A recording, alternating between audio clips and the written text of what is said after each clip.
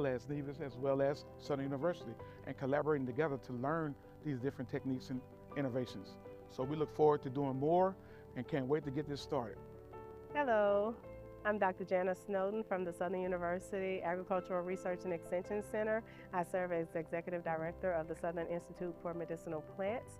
I'm here in St. Kitts for my third time in some research efforts that we started back in 2023 as a result of an MOU that was signed between Southern University System and the St. Kitts government. And I will say that I'm so pleased to see the strides that have been made since the initiation and the signing of that MOU. I'm more on the cannabis science side, so I've been working with individuals such as Minister Duggins and Ms. Williams in creating a cannabis certification course for the island of St. Kitts. I'm looking for what's to come. I've seen great things thus far, and I know that with that we will do great work together. I'm very pleased with this partnership. Hi, I'm Pat Bagley, Vice Chancellor of Research at Southern University in Baton Rouge. This is my second visit here to the island of St. Kitts and Nevis. Very exciting kind of stuff. A lot of progress has been made just in the last 6 months we've been here. A lot of discussion about how we can move forward in the future. Particularly my area of expertise tends to be in animal nutrition, producing fed livestock. We met with the poultry folks. We had helped them last year when we were here to find sources of vaccinated eggs, which is critical to it. Also looking at the swine operation. You think about it, a sow can raise up to 20 pigs, 25 pigs a year. They'll get a market weight of 270 pounds at only 6 months of age, so it's a great way to produce pork as a product. We're also looking at the beef cattle industry and looking at using some of the spent brewer's grains that are inherent here, and there's reasons to dispose of those things. They're a great livestock feed. So again, it's just about different sets of eyes looking at different things and trying to help the island explore that. And of course, we're having a number of students from here that'll be at our university next fall. I think there's 19 that are scheduled to be there right now. We look forward to the continued cooperation between the university in St. Kitts and Nevis and all the great work that's going on down here. Thank you.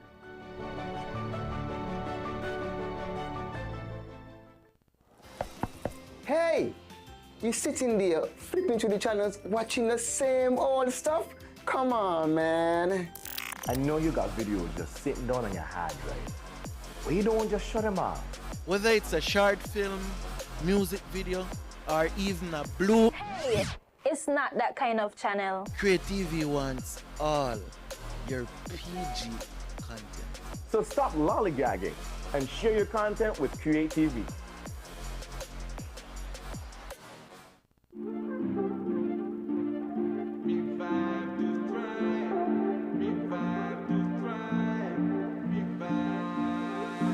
It's a brand new start, a brighter path, a fresh new look that make you stand out fast.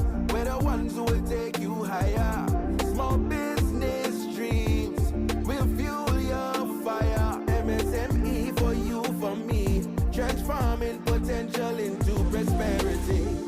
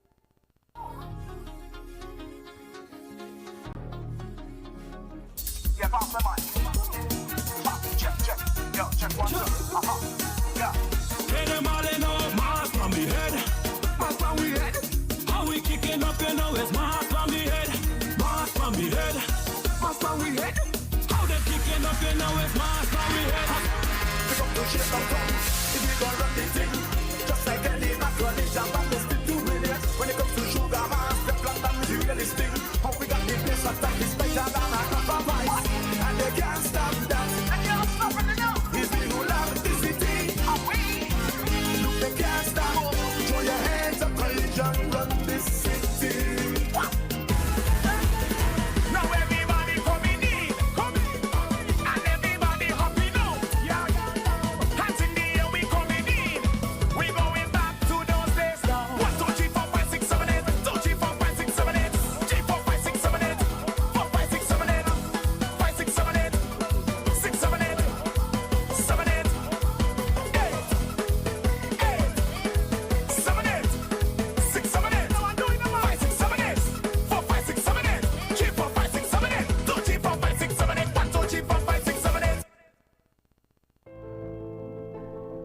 Yes, so here we are in the country area in St. Kitts, and we are showcasing a T-25 drone that is here.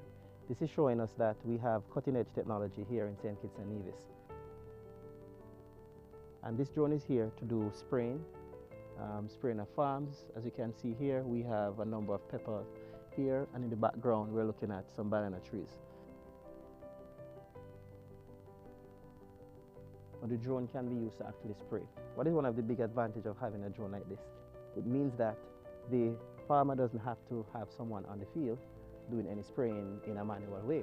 We can simply use a drone to go out there and spray. That will cut costs and increase a lot of production in farming here in St. Kitts and Nevis. So this is a cutting-edge piece of technology here. We're here boasting to showcase that, yes, we are doing it.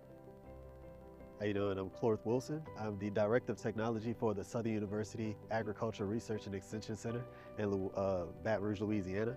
We're here in St. Kitts. This is my first time here and it's amazing. We just saw a drone demonstration. What's crazy is that my first time seeing this drone was on YouTube. I had just spoken with some of my colleagues about it on last night actually, just talking about the potential of the drone being able to use soil mapping and using sensors to be able to get all kinds of data from the ground and using AI and analytics, how that could benefit the local economy and community. And also how in the education space, we offer a drone certification program to our students back at Southern University. And if they were able to get certified, then they could actually get these drones and be able to offer this type of service to local farmers. I look forward to the partnership with St. Kitts and Nevis. The MOU is amazing, and I look forward to everything that we have coming forward. Thank you so much. Dr. Marlon Ford, here from Southern University. I am the Interim Vice Chancellor for Extension and Outreach, and this is a great opportunity for all of us. We came here for a training. I did a training yesterday with the Extension Department of the Ag Department here, and great workers, great things, and we see a lot of things we can do to collaborate and make this move forward. Introducing this type of precision ag technology is going to be a great advancement for St. Kitts as well as Nevis, as well as Southern University, and collaborating together to learn these different techniques and innovations. So we look forward to doing more and can't wait to get this started. Hello, I'm Dr. Janice Snowden from the Southern University Agricultural Research and Extension Center. I serve as Executive Director of the Southern Institute for Medicinal Plants. I'm here in St. Kitts for my third time in some research efforts that we started back in 2023 as a result of an MOU that was signed between Southern University system and the St. Kitts government. And I will say that I'm so pleased to see the strides that have been made since the initiation and the signing of that MOU. I'm more on the cannabis science side, so I've been working with individuals such as Minister Duggins and Ms. Williams in creating a cannabis certification course for the island of St. Kitts. I'm looking for what's to come. I've seen great things thus far, and I know that with that we will do great work together. I'm very pleased with this partnership. Hi, I'm Pat Bagley, Vice Chancellor of Research at Southern University in Baton Rouge. This is my second visit here to the island of St. Kitts and Nevis. Very exciting kind of stuff. A lot of progress has been made just in the last 6 months we've been here. A lot of discussion about how we can move forward in the future. Particularly my area of expertise tends to be in animal nutrition, producing fed livestock. We met with the poultry folks. We had helped them last year when we were here to find sources of vaccinated eggs, which is critical to it. Also looking at the swine operation. You think about a sow can raise up to 20 pigs, 25 pigs a year. They'll get a market weight of 270 pounds at only 6 months of age, so it's a great way to produce pork as a product. We're also looking at the beef cattle industry and looking at using some of the spent brewer's grains that are inherent here, and there's reasons to dispose of those things. They're great livestock feed. So again, it's just about different sets of eyes looking at different things and trying to help the island explore that. And of course, we're having a number of students from here that will be at our university next fall. I think there's 19 that are scheduled to be there right now. We look forward to the continued cooperation between the university in St. Kitts and Nevis and all the great work that's going on down here. Thank you.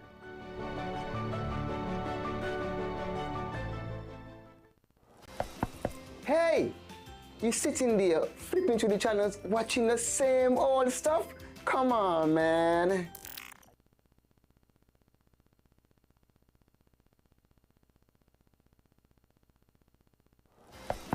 Hey, you sitting there flipping through the channels watching the same old stuff? Come on, man. I know you got videos just sitting down on your hard drive. Why you don't just shut them off? Whether it's a short film, music video, or even a blue. Hey, it's not that kind of channel. Create TV wants all your PG content. So stop lollygagging and share your content with Create TV.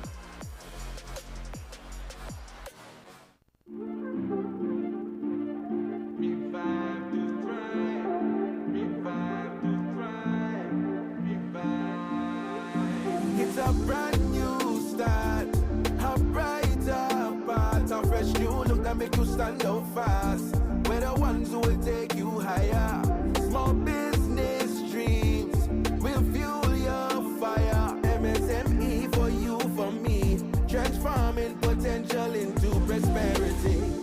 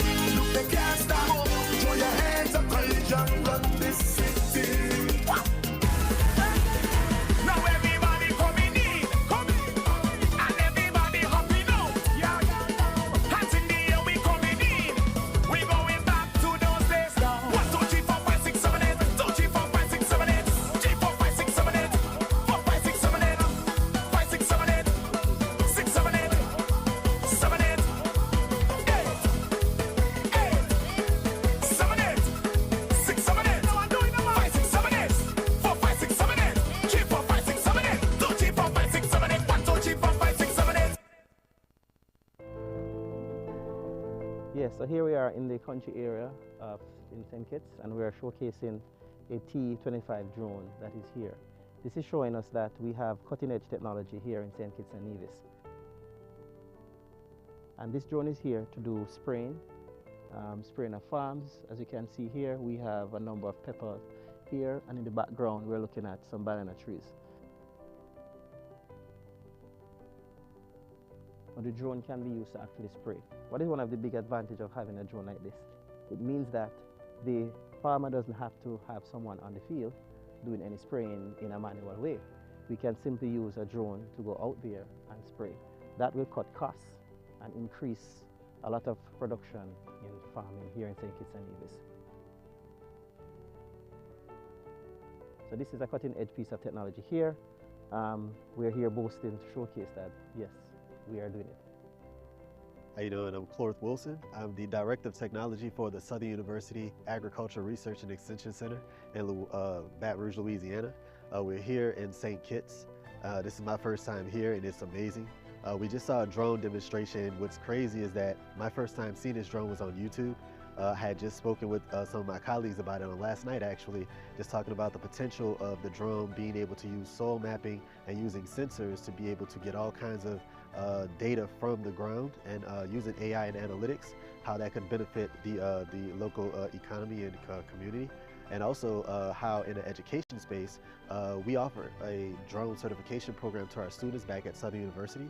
And if they were able to get certified, then they could actually get these drones and be able to offer this type of service to local farmers. I look forward to the partnership with St. Kitts and Nevis. The MOU is amazing. And I look forward to everything that we have coming forward. Thank you so much. Dr. Marlon Ford, here from Southern University. I am the Interim Vice Chancellor for Extension and Outreach, and this is a great opportunity for all of us. We came here for a training. I did a training yesterday with the Extension Department of the Ag Department here, and great workers, great things, and we see a lot of things we can do to collaborate and make this move forward. Introducing this type of precision ag technology is going to be a great advancement for St. Kitts as well as Nevis, as well as Southern University, and collaborating together to learn these different techniques and innovations. So we look forward to doing more and can't wait to get this started. Hello, I'm Dr. Janice Snowden from the Southern University Agricultural Research and Extension Center. I serve as Executive Director of the Southern Institute for Medicinal Plants.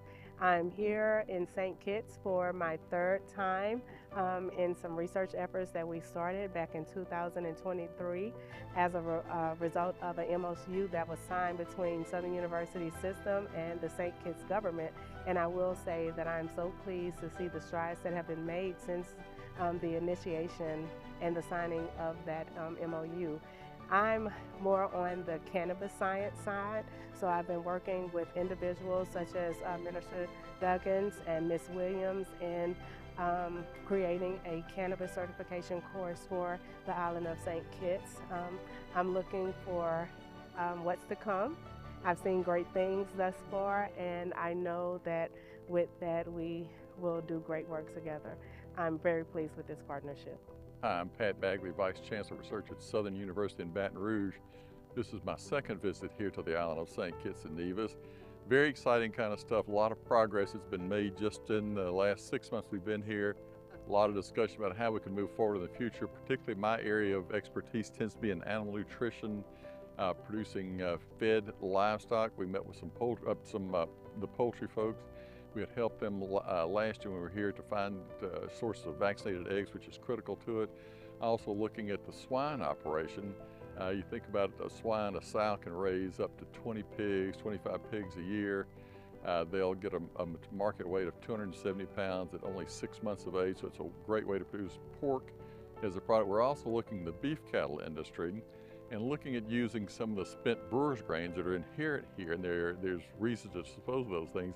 They're great livestock feed. So again, it's just about different sets of eyes looking at different things and trying to help the island explore that. And of course, we're having a number of students from here that'll be at our university next fall. I think there's 19 that are scheduled to be there right now.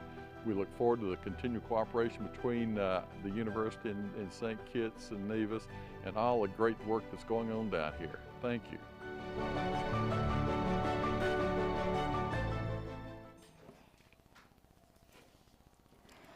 Honorable Samal Duggins, Minister of Sports, Agriculture, Fisheries and Marine Resources, Small Business, Entrepreneurship, Cooperatives and the Creative Economy, Ms. Valencia Saida, Permanent Secretary for the Ministry of Sports, Mr. Miguel Fleming, Permanent Secretary for the Ministry of Agriculture, Fisheries and Marine Resources, Ms. Delreen Taylor, Permanent Secretary for the Ministry of Small Business, Entrepreneurship, Cooperatives, and the Creative Economy, Ms. Leah Craig Chatterton, Director for the Ministry of Small Business, Entrepreneurship, Cooperatives, and the Creative Economy, Ms. Robertine Webb, Director of Creative Economy, Mr. Pierre Leibert, Director of Culture, Mrs. Erla Clark Allen, Registrar of Cooperatives, Ms. Shannon Hawley, Chair of the St. Kitts Nevis National Carnival Committee, Ms. Yoshana Jeffers, Acting Director of the Department of Agriculture, Mr. Randall Thompson, Director of Fisheries and Marine Resources, Mrs. Jihan Williams-Knight, Chair of the Medicinal Cannabis Board of Directors, Mr. Jeffrey Hazel, Director of Sports. Other dignitaries and senior government officials, distinguished guests, members of the media, colleagues, and friends, good morning. Good morning.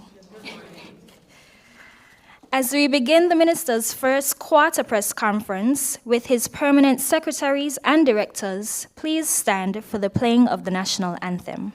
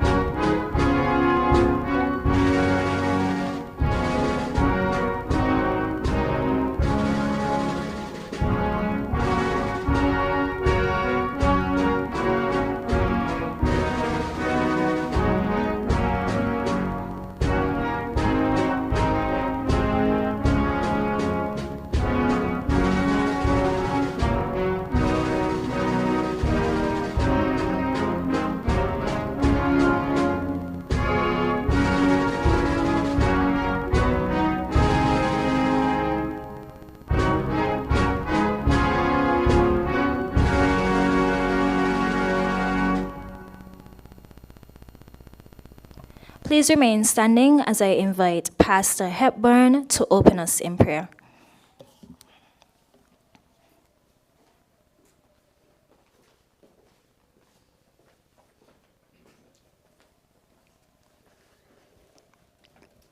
Father, we honor you this morning. We recognize that you are creator and ruler of the universe and has all things in the palm of your hands. This morning, I come to you and ask for your divine presence to penetrate this room as Minister Duggins and his team assemble for this press conference. Lord, I ask for your wisdom as he begins his press conference. I acknowledge that your wisdom and insight are needed in these days. We welcome your presence. Guide him today, Holy Father, in his plans, discussions, and decisions, helping him to seek what is best for all involved and the nation. I trust your perfect wisdom and ask that you direct him through this press conference as he seeks to do your will. James 1:5 says, if anyone lack wisdom, let him ask God, who gives generously to all without reproach, and it will be given him. I declare this promise on Mr. Duggins and his team as he share what's on his mind and trust in your provision. I thank you always. In Jesus' name, amen.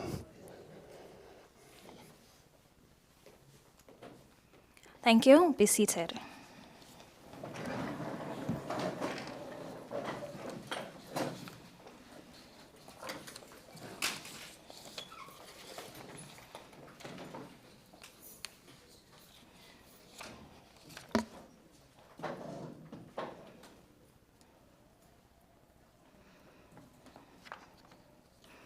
All right.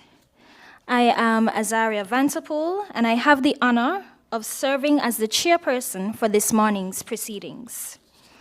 It is my pleasure to welcome you again to our first quarter press conference for 2025, held under the theme, Vision, Action, Results. This theme is not just a slogan, it is a commitment. Vision is where it all begins. It is about setting bold, transformative goals for our nation. But vision alone is not enough.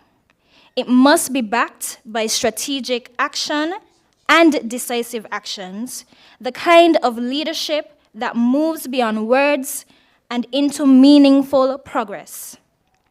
And when vision meets action, we see real, tangible results. Results that improve lives, strengthen communities, and propel our country forward. This quarterly press conference is part of our dedication to transparency and accountability. Today, we'll take a slightly different approach. Rather than live presentations, we will share pre-recorded highlight reels from each department, capturing their progress, initiatives, and successes over the past 3 months. This approach ensures a clear and comprehensive update on the work being done across our ministries. At the heart of all this progress is visionary leadership. Leadership that sees beyond the present and dares to shape the future. Leadership that takes decisive action, ensuring that ideas are not just discussed, but executed with precision. Leadership that delivers results, proving that progress is measured not by promises, but by impact. And so, with a vibrant and dynamic team, you could see at the head table here, this minister and his ministries have not just been talking, they have been working. They have been implementing policies, driving initiatives, and making the kind of progress that in just 1 quarter surpasses what some achieve in an entire term. On that note, it is my honor to welcome the Honorable Samal Duggins, Minister of Sports, Agriculture, Fisheries, and Marine Resources, Small Business, Entrepreneurship, Cooperatives, and the Creative Economy, to give his opening remarks. Let's welcome him.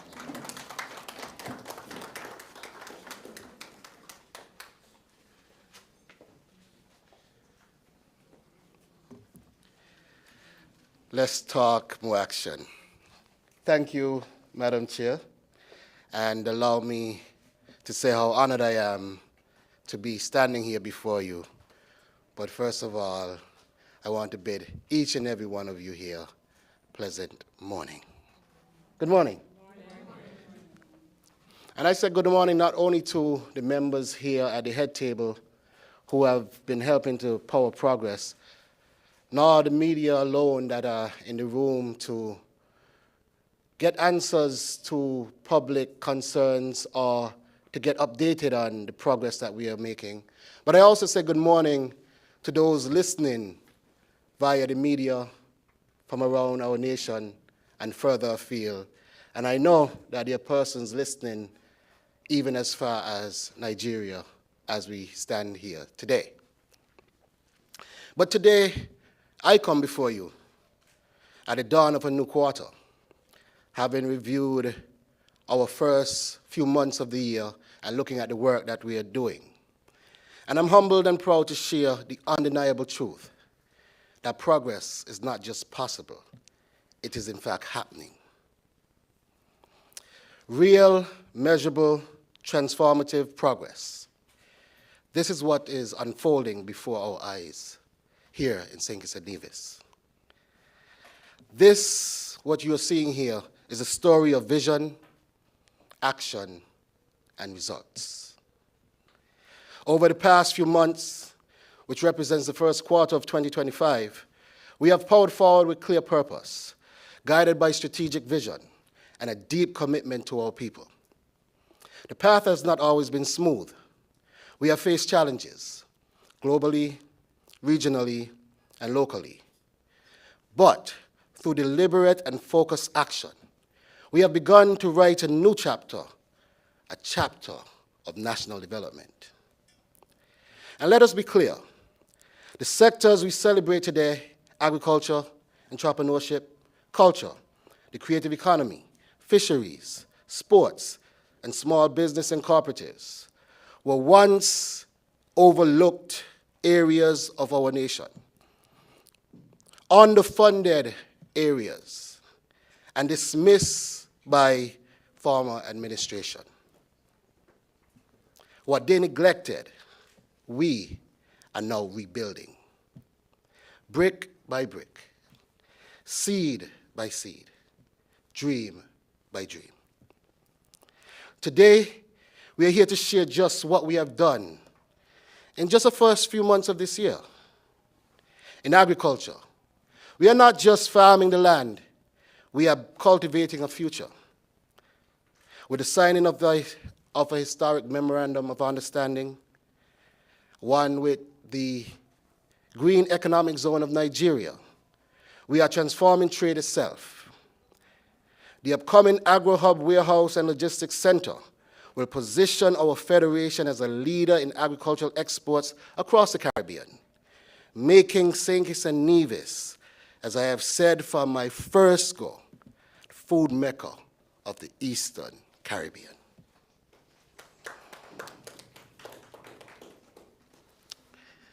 And we are not stopping there. In partnership with the FAO, we launched a 12-week training in drone mapping and geospatial analysis, bringing 21st century innovation directly into the hands of our farmers. This is not just progress, ladies and gentlemen. It is a leap forward into smart agriculture, food security, and regional leadership. In the creative economy, we have expanded our horizons. We forged a landmark cultural partnership with the Warri Kingdom of Nigeria, designed to promote creative excellence, youth empowerment, and economic growth. St. Kitts and Nevis is not just participating in creative movements, ladies and gentlemen. We are helping to shape it regionally and globally. And let us not forget Sugar Mass 53, a spectacular celebration of culture and unity that generated over 21 million in economic activity. That is real money. That is real impact. and real livelihoods supported across tourism, food and beverage, transportation, retail, and many other areas. In entrepreneurship, we invested directly in our people, especially our women. 11 female business owners received access to high-growth entrepreneurship roadmap, coaching and co-working support to scale their businesses. This, ladies and gentlemen, is empowerment in action. This is what happens when a government believes in its people. This is what happens when vision is matched with execution. Coming off a record-breaking year of 2024, where our official folk recorded a whopping $19.6 million, we are also reimagining fisheries, strengthening seafood safety, and all the standards surrounding that. Through the HACCP training, deepening regional partnerships with the Caribbean Regional Fisheries Mechanism, and investing in fish aggregating devices to ensure that our fishers can sustain both their families and sustain our communities, as well as preserve our marine ecosystem. Ladies and gentlemen, our sports infrastructure is on the rise. With a complete overhaul of the Kim Collins Stadium, along with dynamic school championships breathing new life into our youth athletics, we see St. Kitts moving onward, upward, and forward. We are reigniting national pride in cricket, not only through our school's program, but through leagues like the Big Six tournament, and also Cool and Smooth, showcasing our local talent and reigniting that local passion. And in football, our very own Kai Trotman, our national goalkeeper, has recently earned a full scholarship to Bethany College in the USA, which is a powerful example of how local programs like the Security Forces Summer Camp has been opening global doors for our youth in St. Kitts and Nevis. From the Jinxing Up Classic to international scholarships, our athletes are no longer just dreaming, they are achieving. This is vision in motion, action with purpose, and results we can all be proud of. Ladies and gentlemen, progress indeed takes time. It takes patience. It takes bold decisions, and yes, sometimes it means taking risks. The journey will not always be perfect. We will face resistance, and there will be moments of doubt. But make no mistake, this government is committed to the long haul, is committed to every citizen of St. Kitts and Nevis. We are laying foundations not just for now, but for a resilient, sustainable future. While others merely talked, we got to work. While others made excuses, we made plans. And while others pointed fingers, we planted seeds. Our strategy is clear. Empower our people, diversify our economy, and protect our country from global shocks by embedding sustainability at the heart of every initiative. We do this not for the headlines, but for heritage. Not for politics, but for our people. So I ask you, stay the course, ladies and gentlemen. Support the work, question us when necessary, but never doubt that this is your government working for you, fighting for you, and dreaming big on your behalf. Vision, action, results. That's the mantra, that's the mission, and that's the movement we are building together. Thank you, ladies and gentlemen. God bless you, and may progress continue to bless the people of St. Kitts and Nevis. But before I leave today, I have a message that I wish to share with you on behalf of His Majesty Ogami Atuatsi III, Ulu of the Wari Kingdom. On my trip to Nigeria recently, I met with the leaders of the kingdom, and we signed an MOU for cultural exchange. And the king himself sent a personal message for the people of St. Kitts and Nevis and the world. Ladies and gentlemen, His Majesty the King.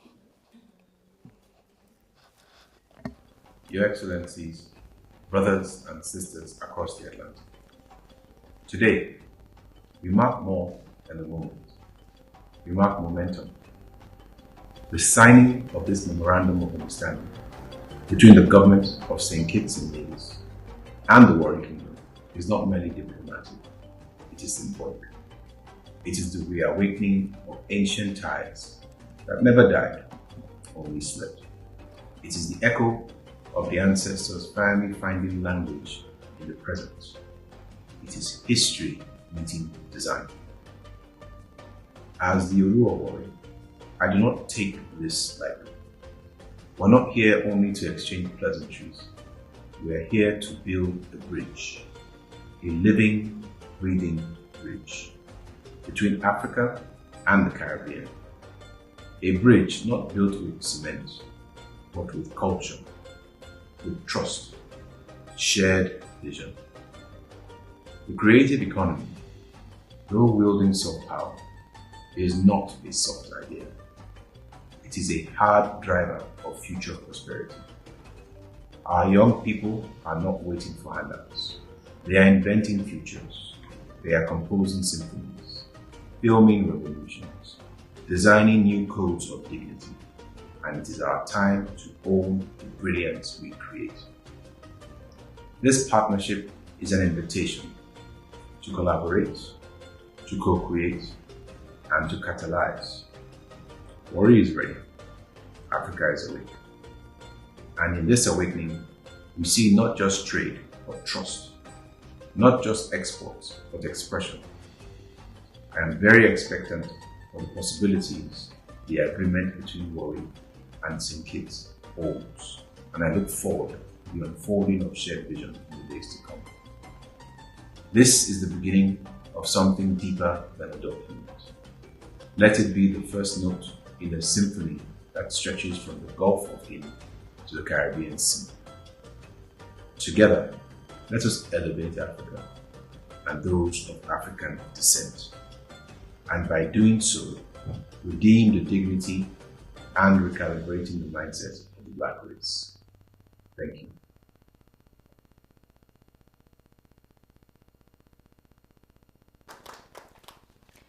Leadership that delivers real results, proving that progress is measured not by promises, but by impact. Thank you, Minister, for those insightful remarks and for reaffirming the commitment to vision, action, results. And that commitment continues to manifest in tangible ways, including the MOU just announced. Another example of forward-thinking leadership that expand opportunities, strengthen industries, and drive national development. Real progress that will benefit our people. Thanks. As we transition into our first quarter progress reports, today's presentations will highlight exactly how vision has translated into action and how action is delivering results. So let's turn our attention to these updates. First up is the Ministry of Small Business, Entrepreneurship, Cooperatives, and the Creative Economy. This powerhouse ministry plays a vital role in driving economic growth, fostering innovation, and empowering entrepreneurs and creatives.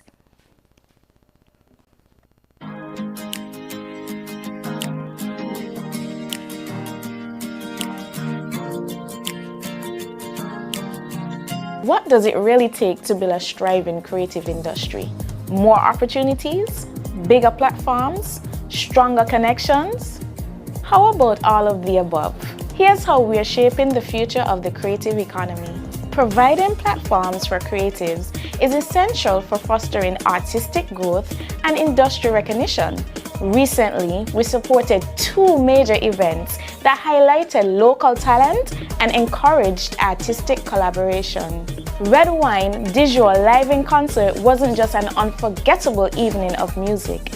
It was an opportunity to showcase Digital's incredible talent while also preparing local artists for the global stage. By supporting artists like Digital, we are taking the necessary steps to ensure that our talent is ready for export, expanding their reach beyond our shores. Zoo and Friends demonstrated the importance of creative collaboration by bringing together artists. This event encouraged networking, artistic exchange, and a cultural appreciation. Looking ahead, we are excited about CariFesta 2025, one of the Caribbean's premier cultural festivals. This event will showcase the richness of our local and regional talent on an international platform. It represents a major opportunity to celebrate our heritage, build global connections, and ensure that our creative community is well represented on the world stage. Finally, we are developing the Creative Power Arts Convention, an event set to be larger and more impactful than ever before. This convention aims to provide our creatives with the support, resources, and exposure they need to advance their careers and strive in their respective fields. These initiatives are a testament to our commitment to nurturing a vibrant creative community. Together, we are taking action to execute our vision, resulting in a stronger, more innovative creative industry. Hold on tight, everybody just moving together like a storm. United we could conquer it all. Divided then you know we go far.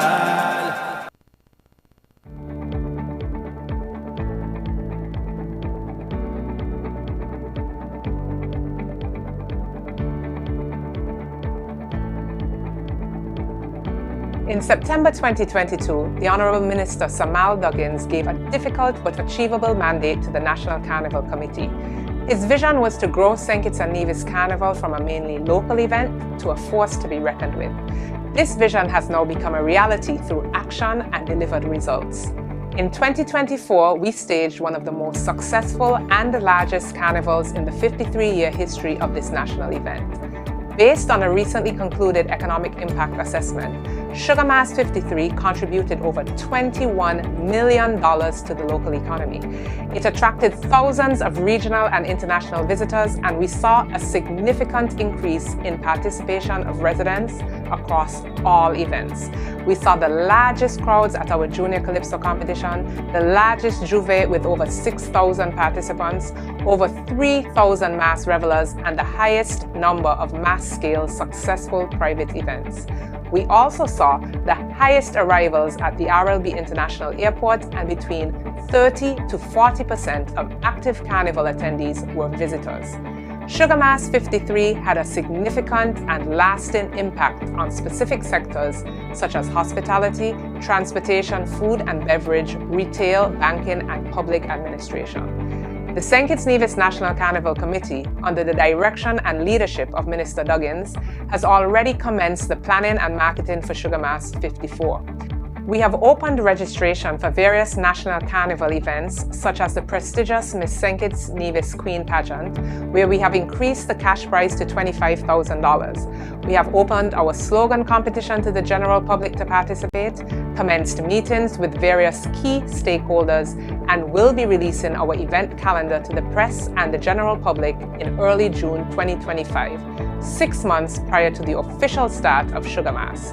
We encourage you to follow SKN Carnival on social media and our website, stkittsneviscarnival.com, for more exciting updates coming your way, and we look forward to even more participation from you for Sugar Mass 54.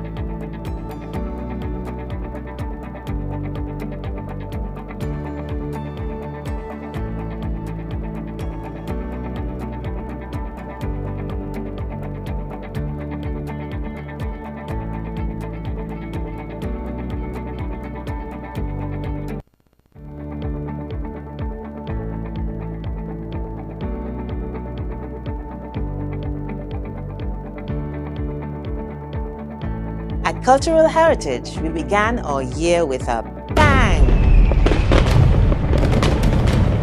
It was vision, action, results. When some of the young people who participated in last year's ICH Intangible Cultural Heritage Knowledge Transfer Camp took part in Sugar Mass 53.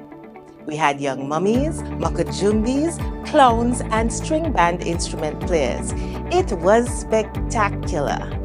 I think it's a very, very positive move with the Cultural Heritage ICH camp to develop more camps and more training for youngsters, because it is going and it's bringing back a lot of old traditional art form like clown masquerade and other stuff, and mainly the mummies, for that is really a really dying and surviving culture. Thank you very much for keep working with me and keep working with your Cultural Heritage. January also saw the debut of ICH masterclasses designed as intensive short courses to teach adults a specific skill pertaining to our cultural heritage.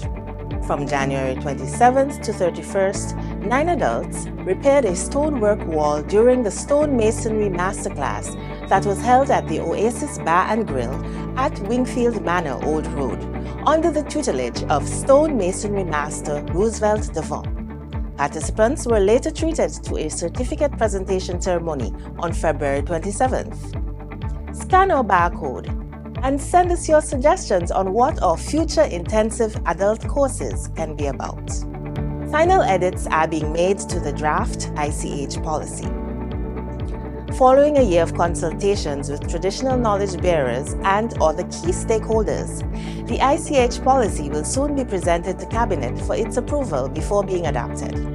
We village that the Deep Bay edition took place Thursday, March 13th at the Deep Bay Lawn, designed to uplift each individual community.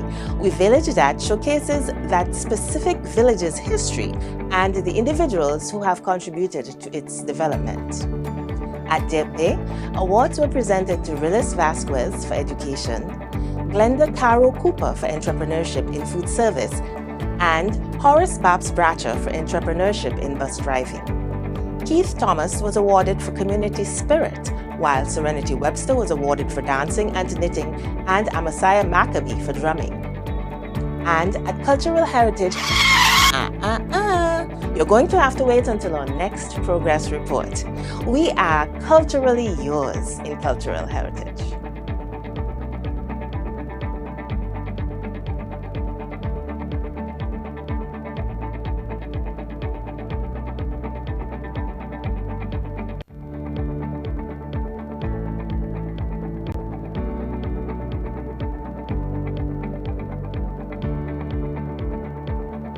The Small Business Development Center is strengthening our entrepreneurial landscape with key initiatives designed to drive sustainable growth and financial resilience.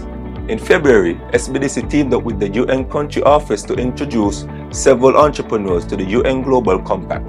Executive Director of the UN Global Compact Network in the Caribbean, Ms. Kiana Bowen, highlighted how responsible business practices open doors to global exposure, networking, and exclusive UN event opportunities. Entrepreneurs left feeling inspired and ready to embrace sustainable business. In March, entrepreneurs from spa owners to tech innovators gained hands-on financial management training at our Financial Implementation Workshop. Facilitator Ms. Travisa Adams demonstrated practical bookkeeping using the Wave app, helping participants refine their financial tracking. The session was interactive, insightful, and highly rated by attendees. I just came out of the Financial Implementation Workshop, and I came here wondering, where do I start for my bookkeeping practices that I'm hoping to professionalize in the near future, and I left filled with information and ready to start my bookkeeping practices. Also in March, we visited Oro for Business Beyond Town, an initiative that brought hands-on support to rural entrepreneurs. We met with business owners, learned about their challenges, and connected them to the resources they needed to grow. This initiative was about access, ensuring every entrepreneur, no matter where they are, has the tools and support for success. At SBDC, we turn our vision into action and action into lasting results. So stay tuned as we continue to empower small businesses across the Federation.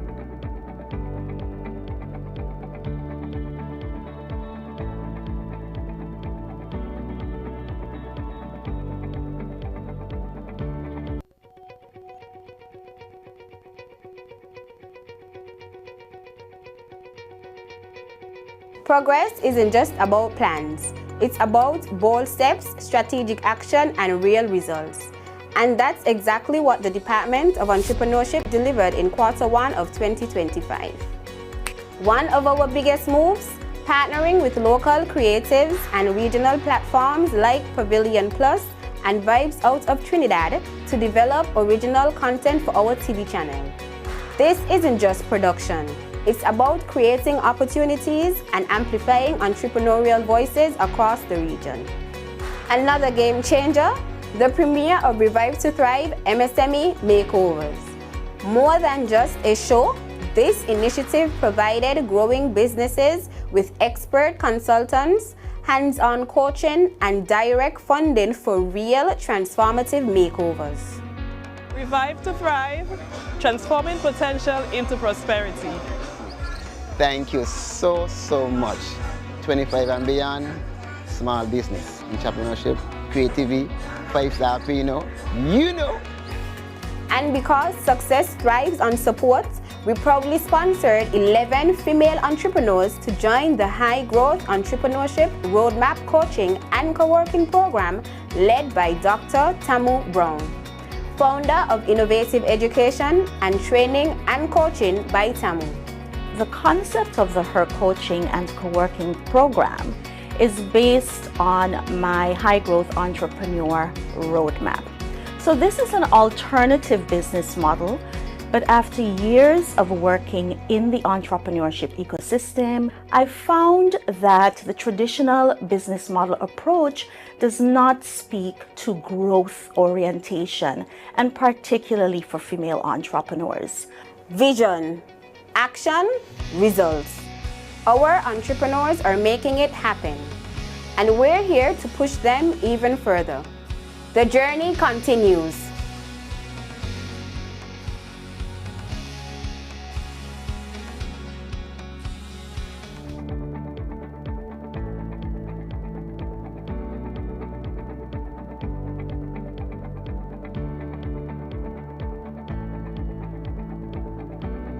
Exciting things are happening at the Department of Cooperatives.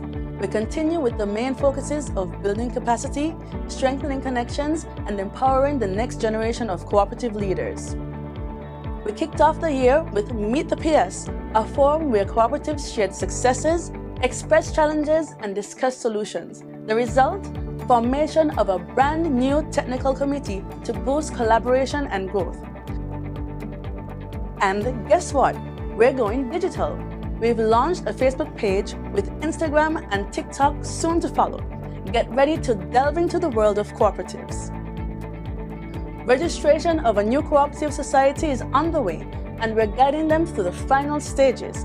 Meanwhile, our training series is powering up cooperative leaders and members with skills in governance, finance, and teamwork. From selling fresh produce at St. Croix Agricultural Fair to the Gideon Force Organic Market filled with music, crafts, and good vibes, our cooperatives are connecting communities and boosting business. We've also facilitated duty-free concessions for the Capistier Fishermen's Cooperative and Beekeepers Cooperative, boosting productivity and expansion. Our primary school quiz winners got their hands dirty, literally. They picked fresh fruits, explored organic farming, and learned why cooperatives matter, sowing seeds for the future. With continued investments in training, education, and engagement, we're building a future of strong governance, economic growth, and sustainable success. With a shared vision and strategic actions, we are achieving real results. Follow us as we unravel cooperatives.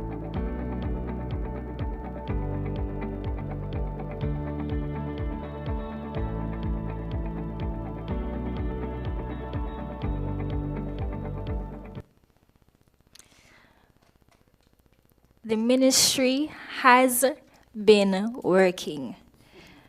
Next up, we have the Ministry of Sports. Sports are a pillar of national development, fostering discipline, togetherness, and opportunities for youth and athletes. Here's a look at the progress made by the Department of Sports over the last quarter.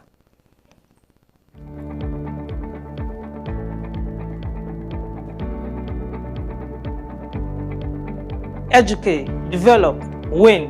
These are the guiding principles driving our commitment to transforming the sporting landscape in St. Kitts. As we close out the first quarter of the year, the Department of Sports is proud to showcase the major initiatives and events that are shaping the future of athletics in our nation, anchored by the three powerful words: vision, action, results. We began the year with a renewed commitment to grassroots athletics to zonal championships, reaching the communities across the island, from East Zone 2 to the Development Bank-sponsored West Zone, the Bank of Nevis Bastia Zone, the Development Bank East Zone 1, and culminating in the Giant Mall Champs of Champs. We've created a platform where young athletes shine. We also proudly launched the Body Shop-sponsored Private Primary School Championships, ensuring that no child is left behind in our push to build an inclusive and accessible sporting nation. The energy didn't stop there. The Jinxing Up Classic, held at the Nevis Athletic Stadium, brought excitement, fierce competition, and an inspiration to the chap, showcasing emerging talents and national pride. In our continued efforts to support local cricket, the Department of Sports proudly sponsored the Big Six T20 tournament, providing a stage for players to develop their skills, compete at a high level, and engage in the community in the beloved sports. Transforming sports infrastructure has also been a top priority. Major renovations and resurfacing at the Kim Collins Athletic Stadium are already underway, laying the foundation for safer, world-class competition spaces for athletes, both now and in the future. Every meet, every tournament, and every upgrade contribute to our broader vision. And with action as our constant, the results speak for themselves. A stronger, faster, and more unified sporting community. Vision, action, results. This is how we move sports forward in St. Kitts.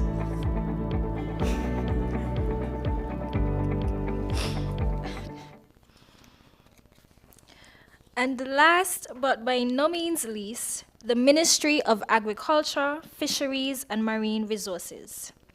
Agriculture and marine resources are essential to our national food security, sustainability, and economic resilience. This ministry continues to implement forward-thinking initiatives to strengthen these sectors. We now highlight the work being done in the Ministry of Agriculture, Fisheries, and Marine Resources.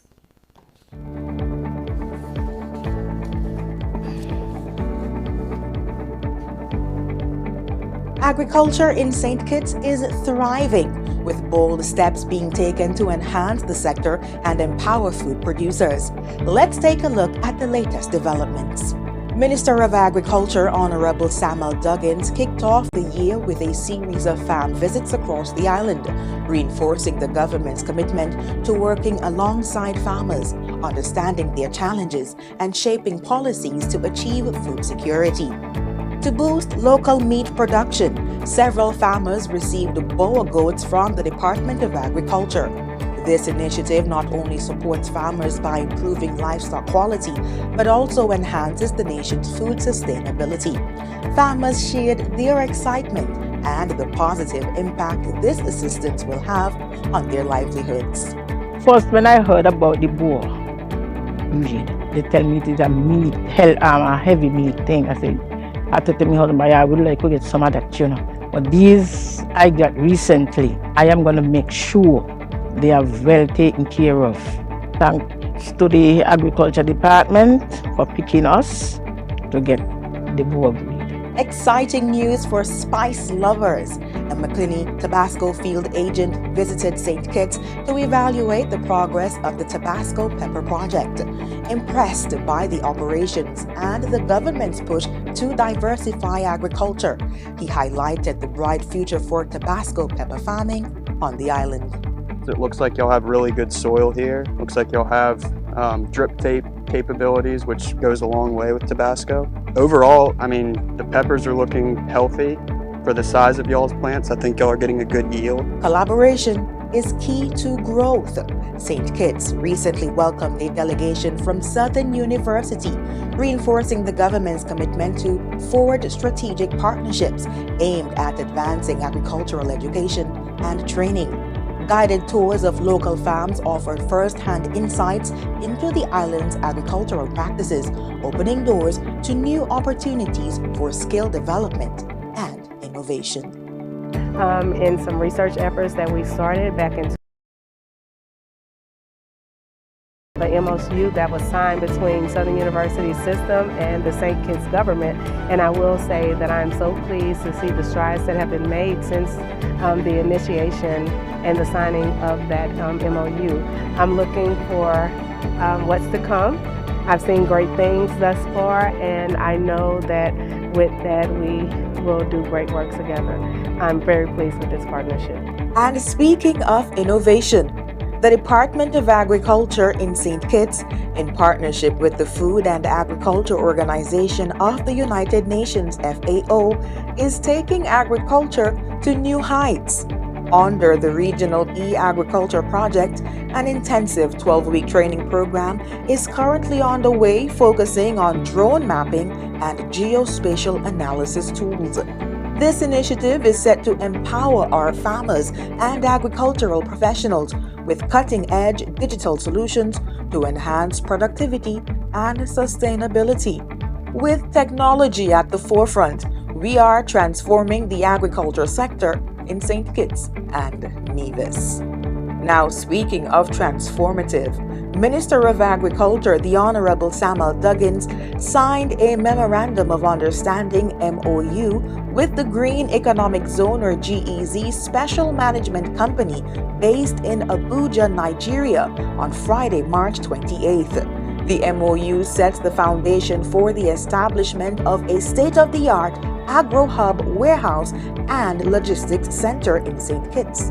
This strategic partnership follows a successful engagement of the Afro-Caribbean Investment Summit, where both parties explored opportunities to deepen trade and economic cooperation between Africa and the wider Caribbean.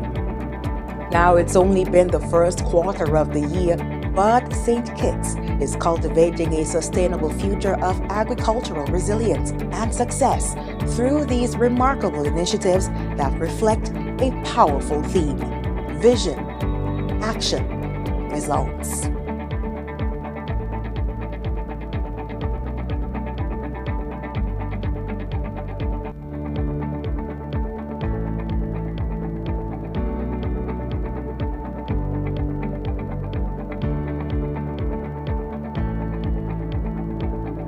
From strengthening our fisheries to protecting endangered sea turtles, the Department of Marine Resources is making significant progress in marine conservation. Let's dive into some of our first quarter highlights. With a shared vision for excellence, we've partnered with the Department of Industry and Commerce to host a food safety and quality assurance seminar. This seminar was an important step in the department's journey toward Hazard Analysis and Critical Control Points (HACCP) certification. Officials from the Caribbean Regional Fisheries Mechanism (CRFM) visited our federation to advance discussions on coastal resilience and sustainable fisheries. They joined field visits with data collectors, engaged with stakeholders, and offered valuable feedback. Our department hosted a series of fisher stakeholder meetings across multiple communities in St. Kitts and Nevis. These sessions focused on raising awareness and collecting feedback about the Draft Fisheries, Aquaculture and Marine Resources Act (FAMRA) regulations.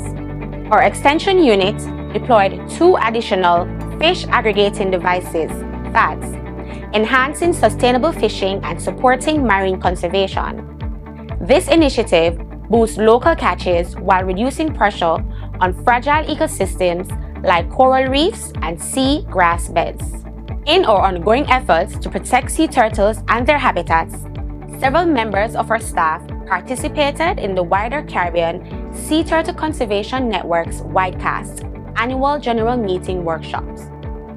One key session focused on combating the illegal trade of sea turtle products, teaching participants how to identify products made from sea turtle shells.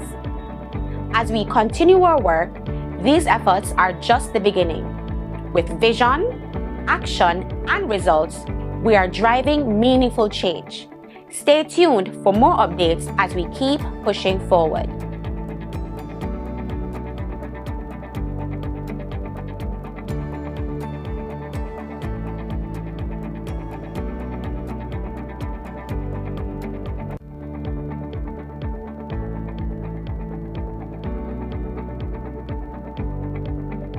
The Cannabis Act mandates that the Medicinal Cannabis Authority is responsible for implementing and regulating a system that facilitates adult patients with specific medical conditions to obtain prescriptions from authorized doctors that would allow them to access and treat their conditions with medicinal cannabis and medicinal cannabis products from authorized dispensaries and lounges.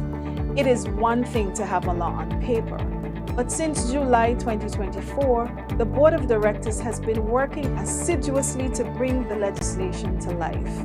We have been working behind the scenes to employ staff, to set up the authority as a statutory body as envisioned by the law, and to engage different groups and agencies to ensure that all the components are in place to begin receiving applications for licenses to facilitate the production and supply of safe, medicinal-grade cannabis and cannabis products for adults.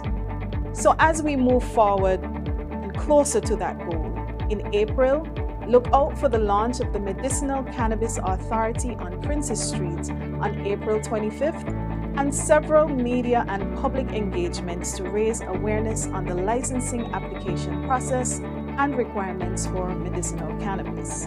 The Medicinal Cannabis Authority will also be supporting efforts of the Attorney General's Office to bring greater clarity on the laws surrounding cannabis generally. So stay tuned for more updates as we strive to make a formalized medicinal cannabis industry a reality in St. Kitts and Nevis.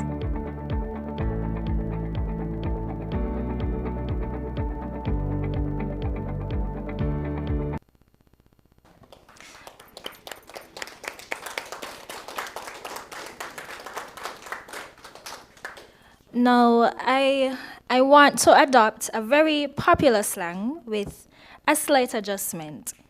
Things are going well.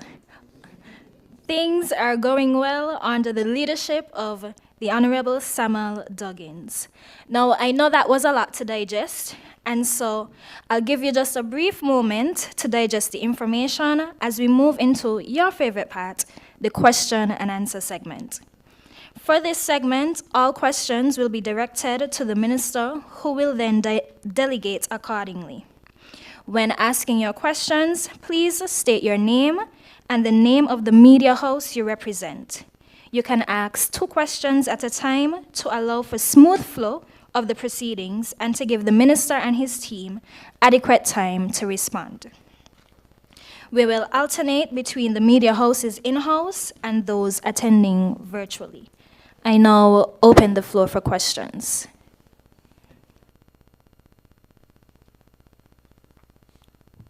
Good morning. Andre Huey, SK Newsline and TVC Channel 40. Minister, the updates are very in-depth, so a lot of work seems to have been happening over the past few months. Just 2 questions, at least for starters, one on agriculture, one on sports. On agriculture, the MOU that was signed, could you give us some more information in terms of what you can share in terms of how this MOU will work and the benefits for St. Kitts and Nevis from a financial, economical standpoint as well? And whether or not the, I don't know if there's going to any participation from the local agriculture industry here in that MOU. on the issue of sports, the Kim Collins Stadium, I know a lot of work has been done up there. I've actually visited there as well to see what's been happening. However, I think a lot of people have questions about why is it that it was not ready in time for inter-school this year? And if it was not going to be ready in time for inter-school, what provisions could have been made to facilitate the 2 marquee events that are normally held at that stadium each year? I know you said in the last press conference that the weather played a part, but when we look at the rainfall statistics, there has been a decline in rainfall activity over the last couple of years. So I'm not sure if that was a real reason for the delay. So if you could just share what were some of the factors that led to the delays and why provisions were not made for an alternative. Excellent, and thank you for your questions. Now, as far as it relates to your initial question with the MOU that we signed with with our counterparts in Nigeria, I wish to say that that MOU really embodies trade between both regions. What we endeavor to do through this MOU is connect or reconnect what has been a historical route of trade. We have learned about it as part of our existence here in the Caribbean region. And we learned about it through the idea of the, as I call it, the Great Triangle. We are now reimagining that. And we have dubbed it the transatlantic bridge, coming off of the idea of the transatlantic trade. And that transatlantic bridge will facilitate trade with the continent of Africa into the Western Hemisphere, St. Kitts being at the center of that trade, as the hub of that trade in the Western Hemisphere. Part of that will mean developing logistic sites on the island that could facilitate trade. And it's not just one-way trade. We're talking about trade to and from across the Atlantic. Now, that trade route has been one of the more economically feasible trade routes in history. Remember what it has done for the continent of Europe. We are saying, let that be done for the continent of Africa and the Caribbean region as a whole. And so within that, what we are doing is looking at food security as a premise to start with. And we will be trading products from Africa into the Caribbean and products from the Caribbean into Africa. And it could not be at a more opportune time. Most of us woke up to news just this morning about tariffs being placed on the region through America. The sad part is we have a huge trade deficit with America, where most of what we import comes through America. And now we are seeing we are being punished for even that.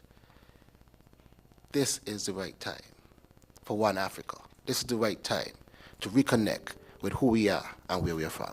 And I think this is a historic moment. Just as a follow-up, as you talk about the trade, which is important for us to establish that link, but what are what mechanisms are we using for that? Because we do know that freight, even across the Caribbean, is expensive and challenging. So what mechanisms are we using for a longer distance to facilitate that trade? Yes. You see, the idea of freight, it's not just that it is expensive, it's the established routes. What we are doing is connecting direct trade routes from Africa to St. Kitts direct to Africa. And not just via sea, which is one of the main areas that we are looking at, but we are looking at air freight as well. And so it is a holistic development that is happening. The economic zone, it's almost like a sovereign within Nigeria. And so they are governed by their own tax and trade laws. And we are now able to conduct business with them and them with us. I hope that sufficiently answers that. The next question was regarding the Kim Collins Stadium. And I will give a bit of update on that, but I will also ask the folks at the department to give further details into that. But from the idea of getting that ready, we have been working assiduously on that for months. Now, At the end of it, we chose, and we are talking on two fronts because we have been working on the infrastructure, the building facilities. We have also been working at the track itself. Now, that track was laid in 2008, correct? The track was laid in 2008. And at that time, we had used Mondo. And since then, having that track there, it was only when we took that track out to replace it, we recognized the true damage that was done. The entire drainage under that track was completely blocked. And so there was waterlog that was eroding the track from beneath. That we only saw when we got in to the foundation. We had to go and repair the entire drainage. And then, in repairing the drainage, we also recognized that quality has to be the top priority. And so the time it took to lay every layer was very detailed. Then comes January, and you talked about the reduced rainfall. Statistically, I wish it, and I should not say that to the Minister of Agriculture, but the challenge is this year has not been anywhere close to the statistics of last year or the year before. Let us look at it in real context and what rainfall is. I'm not just talking about all the rainfall. We are talking about a day like today, where we had early morning rainfall. Now that hampers remember a lot of this is adhesive. Using adhesive in water is a problem anywhere around.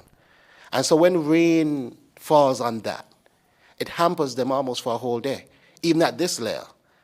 But the layers before, it hampered them for 3 days. Because once the asphalt got wet, the moisture is retained in the asphalt, and you can't apply the adhesive on the wet asphalt. So you have to allow that to dry. Imagine that happening 3 times. That's 9 days. Imagine that happening 10 times. That's 30 days. And you see how the effect is compounded. And so from January right out of Carnival, we had a whole series of rainy days, some time lost. Got back to work. Another series in the middle of February, some time lost. And so while we are still working to get it done, and while I know that there are dates on the table for both meets to still occur and to still happen at the facility, there has been some delays. But the delays were unavoidable. The team is working every day, and we are ensuring that we get a quality track done. But what must be said as well is that had this been done when it was supposed to be done, we would not be here today. That must be said. Because that damage did not happen yesterday. It did not happen last year. Had it been done when it was supposed to be done, we had a few years well to fix it. Some nearly 7. Some had. Nothing was done. And here we are, approaching the final leg of finishing it in just 2.5 years. I'll pass it over to the Department of Sports to elaborate more.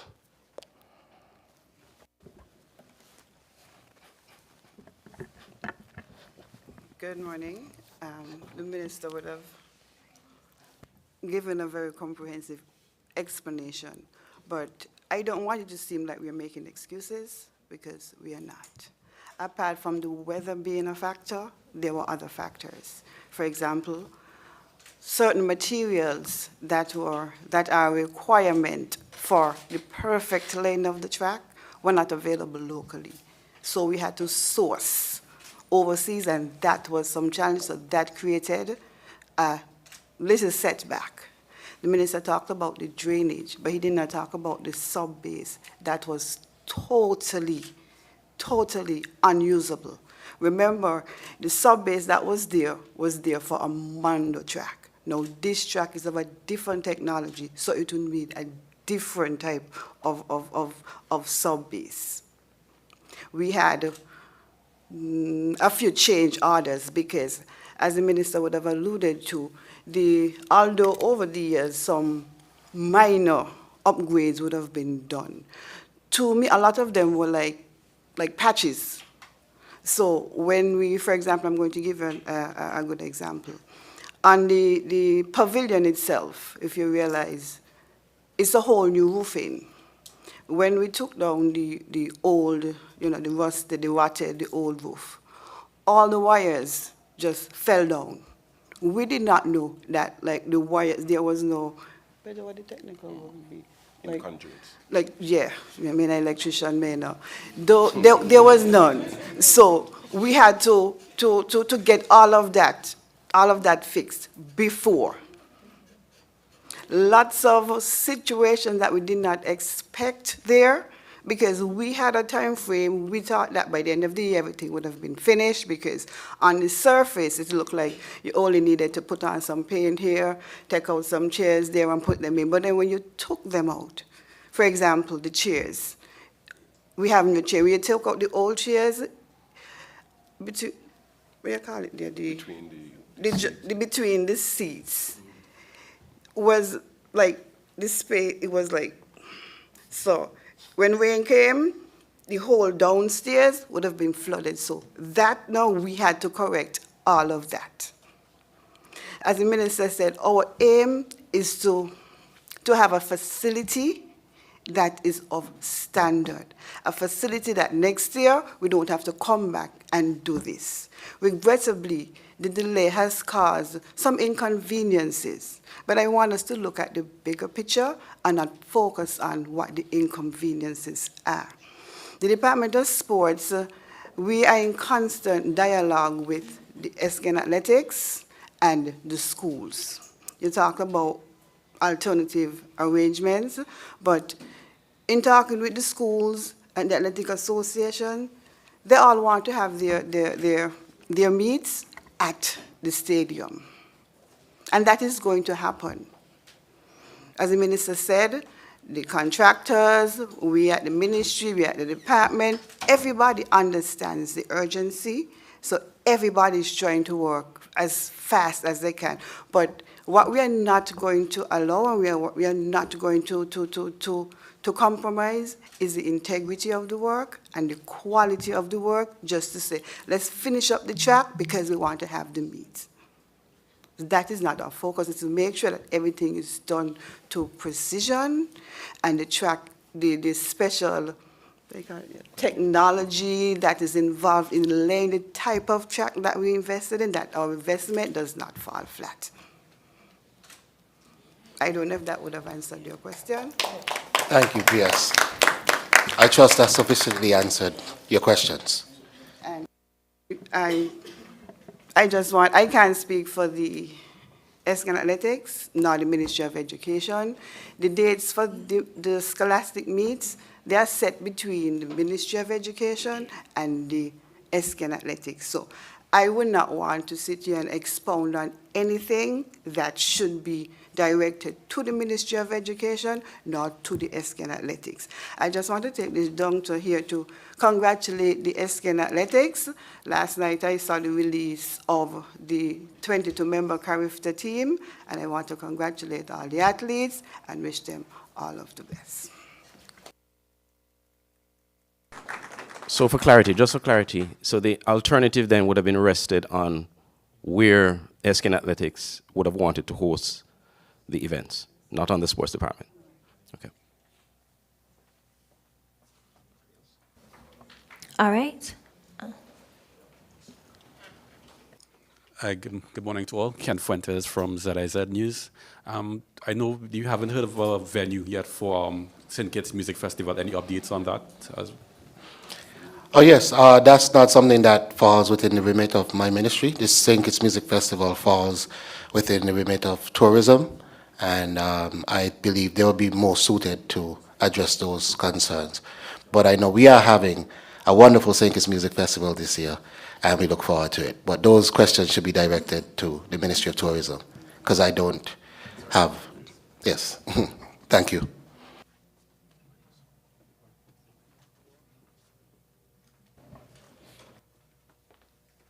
Okay, me again.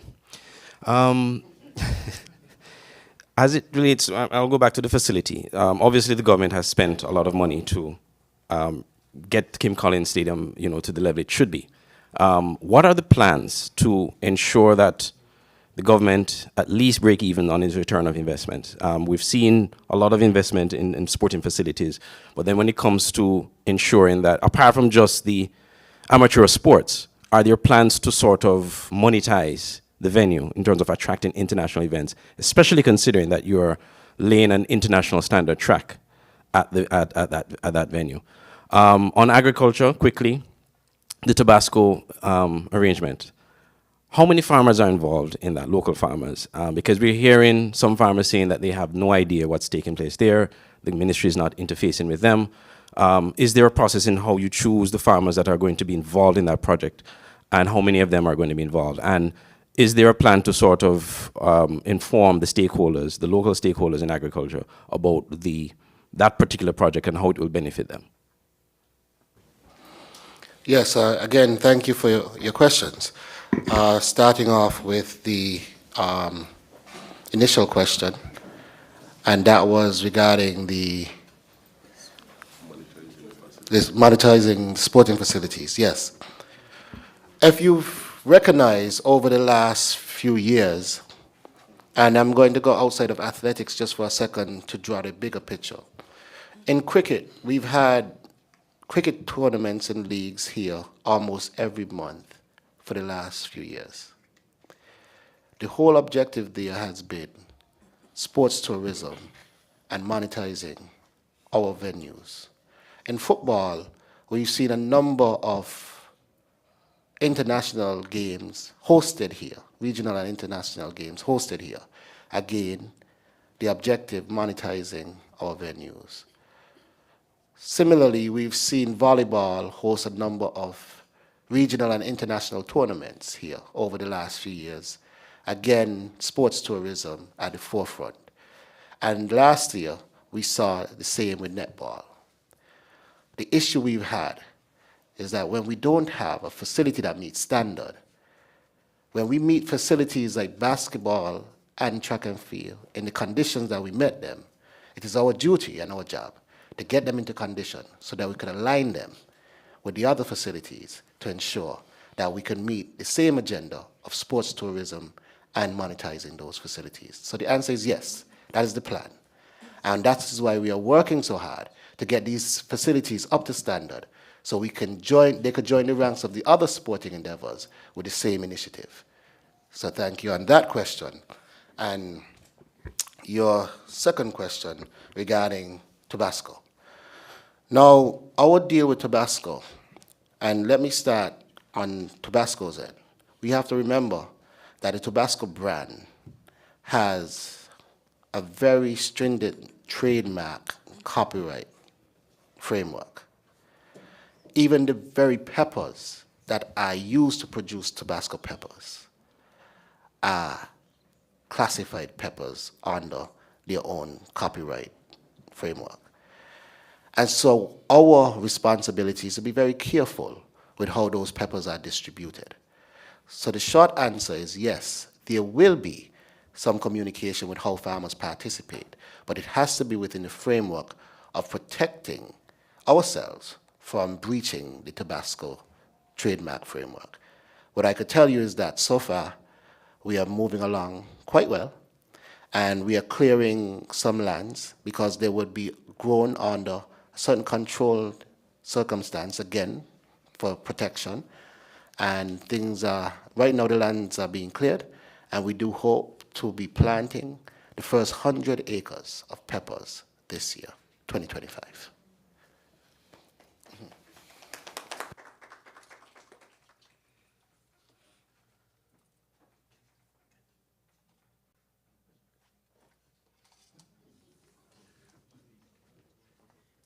Okay, I guess it's my turn again. Afterwards? Okay.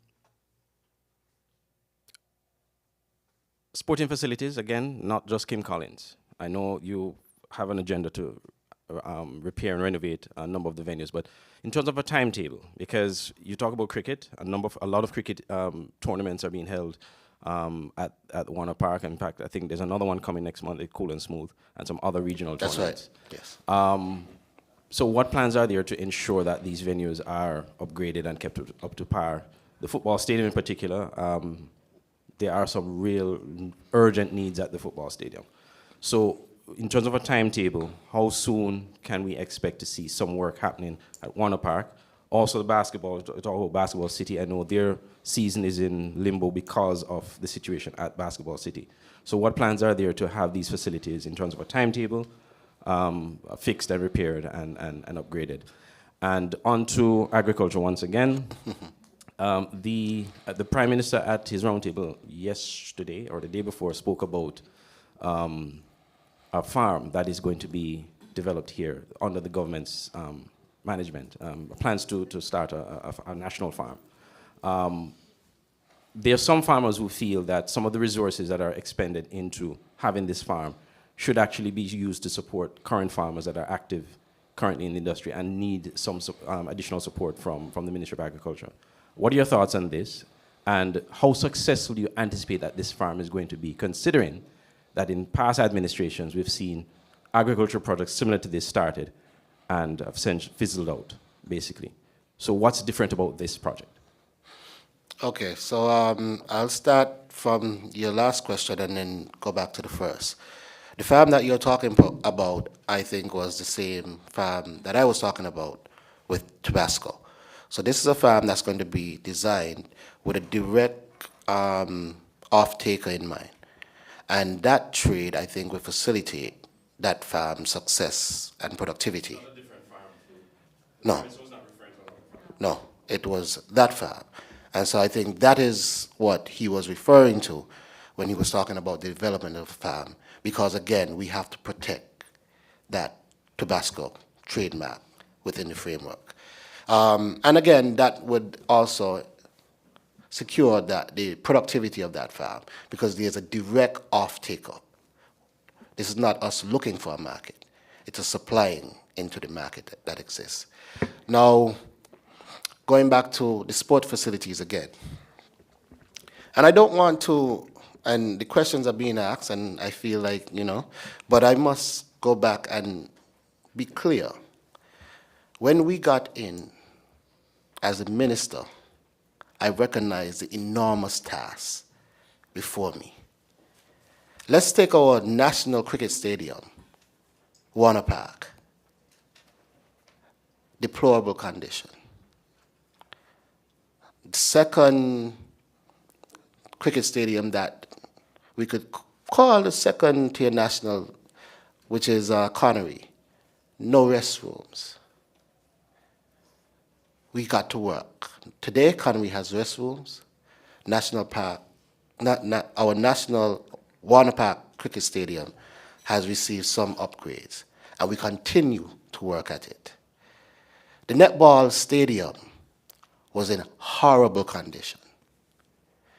Last year, we hosted the men's international, what was it? America's male championships. We got to work to prepare it, and we were hosting international events on it last year. We are here talking about Kim Collins, deplorable condition. Again, we got to work to the stage where it's almost complete. Basketball City, as we call it, National Basketball Center, deplorable condition. Every single national sporting facility was in a horrible condition.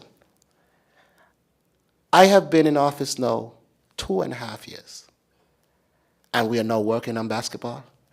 We almost completed Kim Collins. We've worked on netball. We've worked on cricket. We did some work with football, but again, football needs an entire overhaul. And what we are doing now, we are in negotiations with the Football Association to see how together we can achieve that. Because remember too, there's a budget that I must stick within annually. And while I wish I had all the money to fix all the facilities, we have to create a staggered approach to fit within the budget. Because along with that, we still need water improvement, we still need electrical improvement, we still need to ensure that we have food on our tables. And they all come from the same budget. So my job is to do as much with the resources given. And every year, do a little more. All right? Thank you.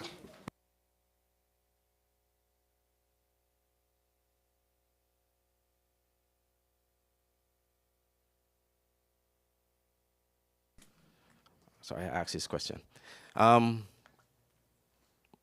Going back to Basketball City quickly, I know you had announced plans to do some work there, but what the stakeholders are saying is that since then, nothing much has happened, or nothing has happened. So what exactly are the plans for basketball? I'll pass that over to the Permanent Secretary. Okay.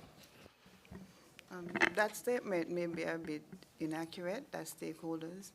I am in constant, almost daily conversations with the president of SCABA. Daily.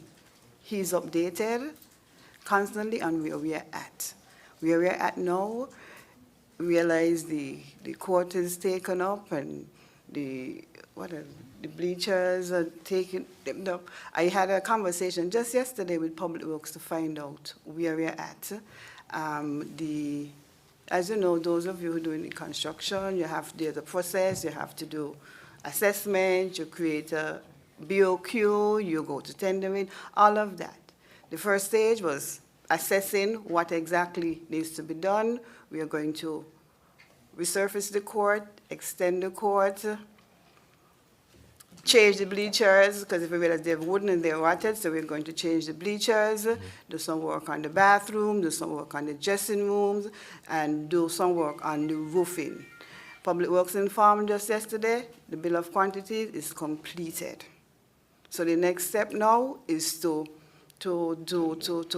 identify the contractor, and I do not have a set timeline.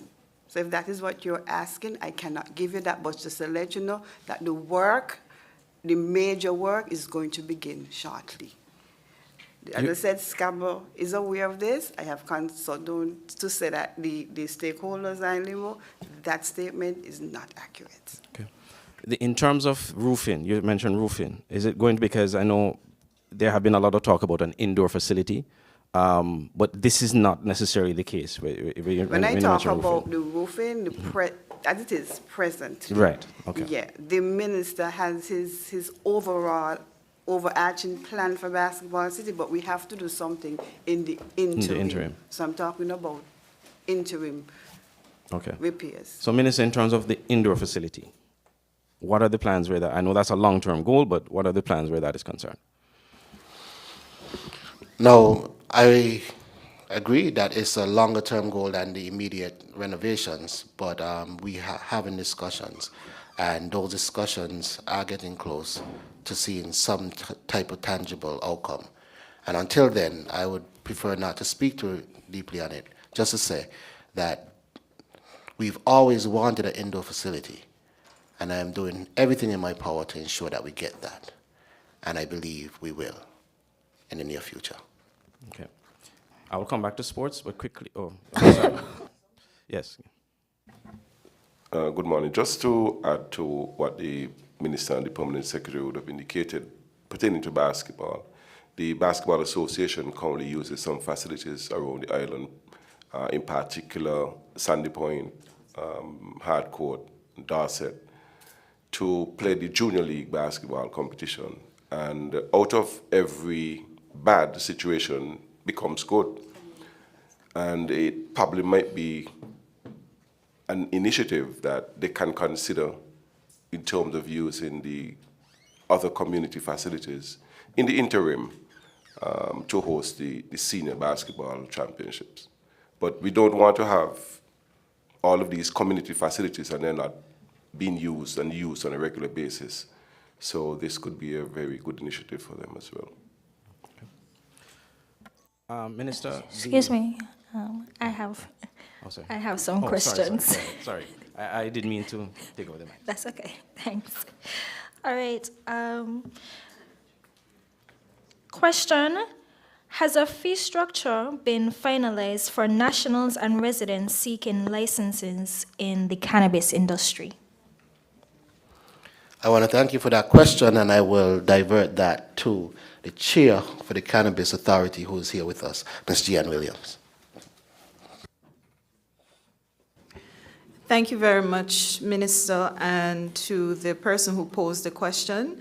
The fee structure was actually established in the 2020 Cannabis Act regulations, and it So it's there. I have been in discussions with the Attorney General's office to have this particular piece of legislation available online because it's not currently available.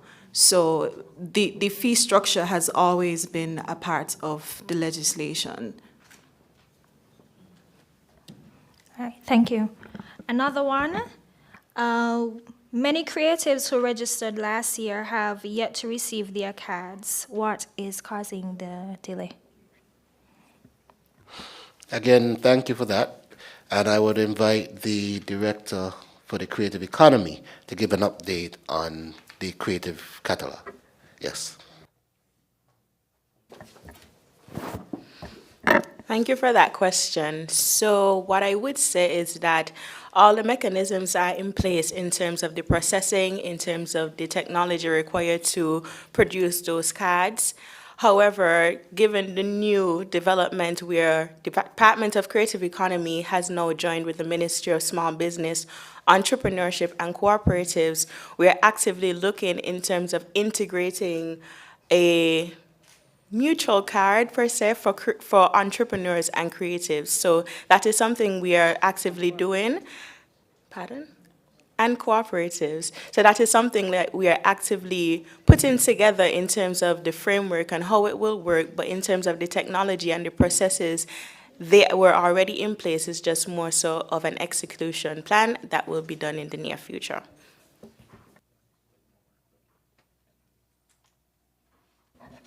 Thank you. And my last question.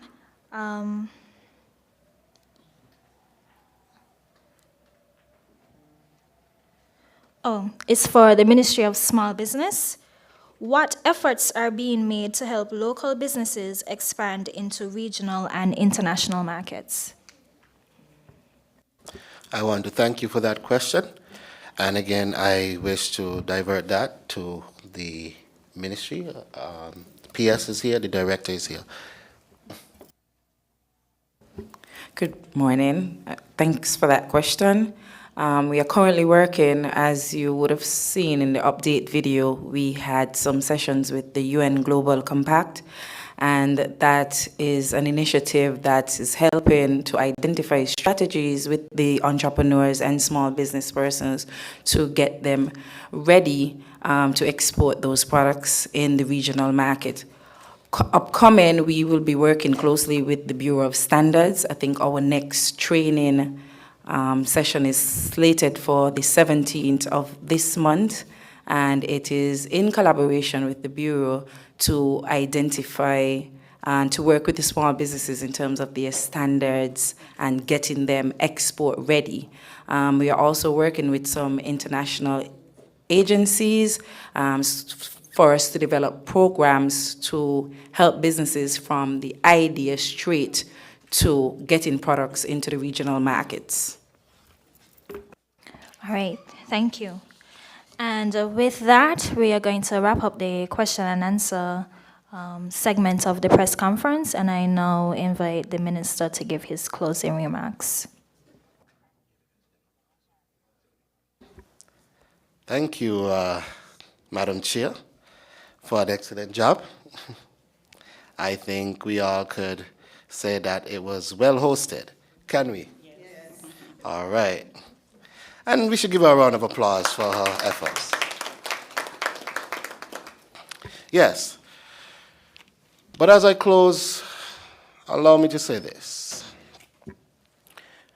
Everything that we have achieved in the first quarter of 2025, every policy, every partnership, every opportunity that we have unlocked has been rooted in one core belief. The belief that real progress begins at the foundation. You see, my ministries do not operate from the top down. We work from the ground up. We are here for the farmers, the fishers, the artists, the athletes, the small business owners, the dreamers in the villages, and the innovators within our communities. Because we believe it is at the grassroots level where the potential lives. It is at the grassroots level where resilience grows. And it's at the grassroots level where true transformation will actually begin. And so my commitment is unwavering. This is a commitment to lift St. Kitts and Nevis from the foundation upward. Lift it brick by brick, voice by voice, hand in hand. Lift it toward a future, one that is sustainable, equitable, and one that is filled with possibility.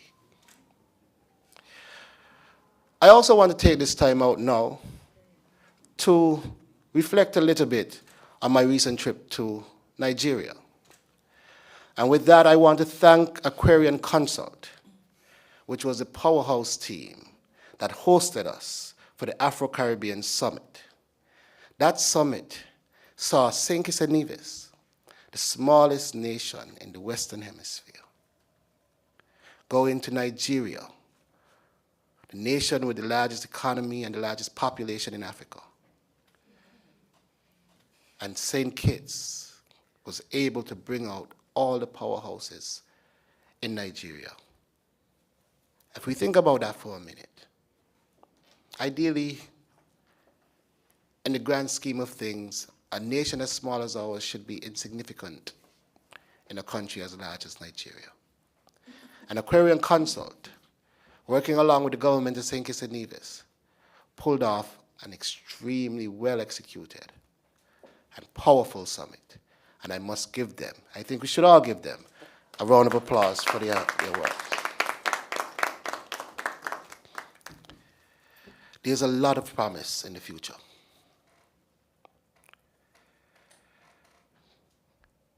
A lot of promise. And I think Aquarian Consult, along with what we've done and what has happened, must be stated, because His Majesty started alluding to it. This is awakening the energies of our ancestors. It is ensuring that the power of Africa can no longer sleep. And as we were saying there, it's about building that transatlantic bridge between Caribbean and Africa and people of African heritage. This is about recognizing that there is one Africa, and we are all a part of that one Africa.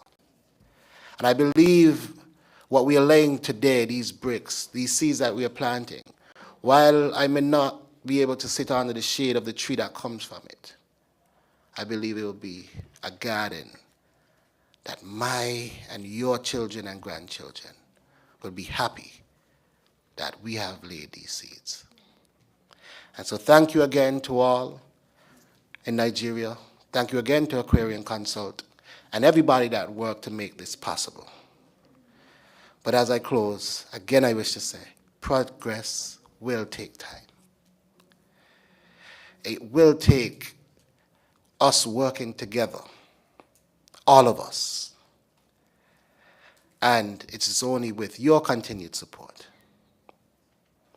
that we collectively will not only imagine a better future, but that we will build it and build it together. And so I wish to thank all of you here, thank the press, thank my powerhouse team who have been driving progress in all the ministries that fall under my remit. And may God continue to bless the people of St. Kitts and Nevis. Thank you.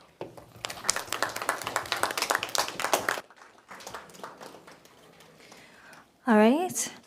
As we close, department heads, the permanent secretaries, and the minister for taking their time out today to come before you to share their progress reports for the first quarter. I encourage you to stay informed and connected through the department's social media pages. This first quarter update reaffirms our commitment to transparency, progress, and impact as we work towards national development. Our next press conference will be held at the end of quarter 2, where we will continue to share updates and achievements. Thank you for joining us today, and we look forward to continued collaboration under the guiding principles of vision, action, results. I urge you to drive safely and exercise caution on the roads. You are needed at home. Thank you once again, and have a great day and an even greater weekend. Thanks. Yes, so here we are in the country area in St. Kitts, and we are showcasing a T-25 drone that is here. This is showing us that we have cutting-edge technology here in St. Kitts and Nevis. And this drone is here to do spraying of farms. As you can see here, we have a number of peppers here, and in the background, we're looking at some banana trees. But the drone can be used to actually spray. What is one of the big advantages of having a drone like this? It means that the farmer doesn't have to have someone on the field doing any spraying in a manual way. We can simply use a drone to go out there and spray. That will cut costs and increase a lot of production in farming here in St. Kitts and Nevis. So this is a cutting-edge piece of technology here. We're here boasting to showcase that, yes, we are doing it. How you doing? I'm Clorth Wilson. I'm the Director of Technology for the Southern University Agricultural Research and Extension Center in Baton Rouge, Louisiana. We're here in St. Kitts. This is my first time here, and it's amazing. We just saw a drone demonstration. What's crazy is that my first time seeing this drone was on YouTube. I had just spoken with some of my colleagues about it on last night, actually, just talking about the potential of the drone being able to use soil mapping and using sensors to be able to get all kinds of data from the ground, and using AI and analytics, how that could benefit how in the education space, we offer a drone certification program to our students back at Southern University. And if they were able to get certified, then they could actually get these drones and be able to offer this type of service to local farmers. I look forward to the partnership with St. Kitts and Nevis. The MOU is amazing, and I look forward to everything that we have coming forward. Thank you so much. Dr. Marlon Ford, here from Southern University. I am the Interim Vice Chancellor for Extension and Outreach, and this is a great opportunity for all of us. We came here for a training. I did a training yesterday with the Extension Department of the Ag Department here, and great workers, great things, and we see a lot of things we can do to collaborate and make this move forward. Introducing this type of precision ag technology is going to be a great advancement for St. Kitts as well as Nevis, as well as Southern University, and collaborating together to learn these different techniques and innovations. So we look forward to doing more and can't wait to get this started. Hello. I'm Dr. Janice Snowden from the Southern University Agricultural Research and Extension Center. I serve as Executive Director of the Southern Institute for Medicinal Plants. I'm here in St. Kitts for my third time in some research efforts that we started back in 2023 as a result of an MOU that was signed between Southern University System and the St. Kitts government. And I will say that I'm so pleased to see the strides that have been made since the initiation and the signing of that MOU. I'm more on the cannabis science side, so I've been working with individuals such as Minister Duggins and Ms. Williams in creating a cannabis certification course for the island of St. Kitts. I'm looking for what's to come. I've seen great things thus far, and I know that with that we will do great work together. I'm very pleased with this partnership. Hi, I'm Pat Bagley, Vice Chancellor of Research at Southern University in Baton Rouge. This is my second visit here to the island of St. Kitts and Nevis. Very exciting kind of stuff. A lot of progress has been made just in the last 6 months we've been here. A lot of discussion about how we can move forward in the future. Particularly my area of expertise tends to be in animal nutrition, producing fed livestock. We met with the poultry folks. We had helped them last year when we were here to find sources of vaccinated eggs, which is critical to it. Also looking at the swine operation. You think about it, a sow can raise up to 20 pigs, 25 pigs a year. They'll get a market weight of 270 pounds at only 6 months of age, so it's a great way to produce pork as a product. We're also looking at the beef cattle industry and looking at using some of the spent brewer's grains that are inherent here, and there's reasons to dispose of those things. They're great livestock feed. So again, it's just about different sets of eyes looking at different things and trying to help the island explore that. And of course, we're having a number of students from here that will be at our university next fall. I think there's 19 that are scheduled to be there right now. We look forward to the continued cooperation between the university in St. Kitts and Nevis and all the great work that's going on down here. Thank you.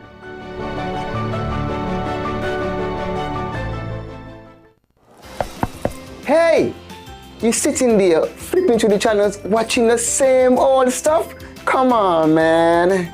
I know you got videos just sitting down on your hard drive. Why you don't just shut them off? Whether it's a short film, music video, or even a blue. Hey, it's not that kind of channel. Create TV wants all your PG content. So stop lollygagging and share your content with Create TV.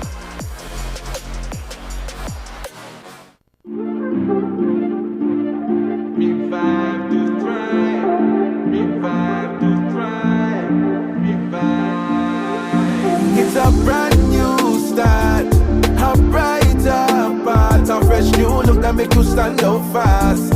We're the ones who will take you higher. Small business dreams will fuel your fire. MSME for you, for me, transforming potential into prosperity.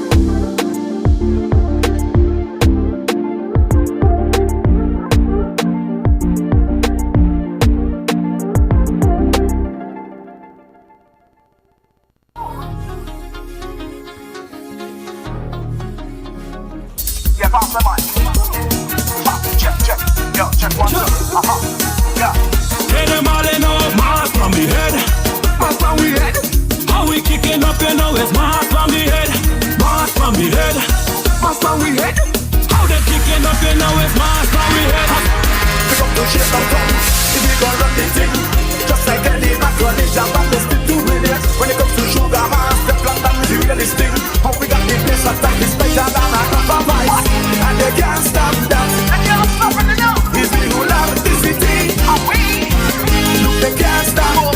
Throw your hands up, collision, run this city. Now everybody coming in, and everybody hopping out. Yeah, hands in the air, we coming in. We going back to those days now. 1, 2, 3, 4, 5, 6, 7, 8. 2, 3, 4, 5, 6, 7, 8. 3, 4, 5, 6, 7, 8. 4, 5, 6, 7, 8. 5, 6, 7, 8. 6, 7, 8. 7, 8. 7, 8. 6, 7, 8. No, I'm doing it. 5, 6, 7, 8. 4, 5, 6, 7, 8. 3, 4, 5, 6, 7, 8. 2, 3, 4, 5, 6, 7, 8. 1, 2, 3, 4, 5, 6, 7, 8. Yes, so here we are in the country area in St. Kitts, and we are showcasing a T-25 drone that is here. This is showing us that we have cutting-edge technology here in St. Kitts and Nevis. And this drone is here to do spraying.